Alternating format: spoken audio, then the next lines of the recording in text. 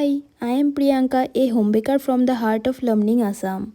So, day 28 is here and I am so excited to share today's creation with you all. So, আজকের ফার্স্টের যে mini কেকটা share করছি, it's a very beautiful mini cake. The design was given by the customer and overall lookটা was quite simple. Only a little fondant work ছিল, আমি fondant দিয়ে 21 তৈরি করেছিলাম and I added that on the cake. So this was the final look of this sweet little cake.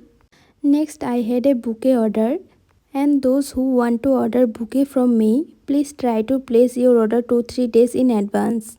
আর বুকেটা কেমন হয়েছে comment করে অবশ্যই জানিও। এরপরে যে কেকটা আমি শেয়ার করছি, it was also for the same birthday. First যে কেকটা আমি শেয়ার করেছিলাম ওর ফ্রেন্ডসরাই এই কেকটা অর্ডার করেছিল।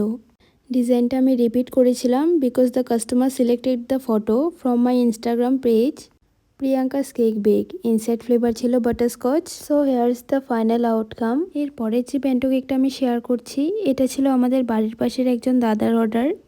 দাদা আমাকে ক্লিয়ারলি বলেছিল যে কেকটা কেমনভাবে করতে হবে, ফুল ইনস্ট্রাকশন দিয়েছিল বাট কোনো ফটো দেয়নি। দাদার কথা মতোই আমি জেল ইউজ করেছি ফর দ্য ডিজাইন আর চকলেট দিয়ে ক্যান্ডি টাইপ দুটো এলিমেন্ট বানিয়েছি। ইনসাইড ফ্লেভার ছিল ভ্যানিলা লাইক অলওয়েজ। দাদা ইউজুয়ালি ভ্যানিলা ফ্লেভারটাই প্রেফার করে। দাদা বলেছিল যে কেকটা একটু তাড়াতাড়ি দরকার, তাই আমি প্রথমে ওই কেকটা রেডি করেছিলাম, বাকি কেকগুলো তারপর বানিয়েছি। এরপর আমি দুটো ব্যান্টো কেক শেয়ার করছি।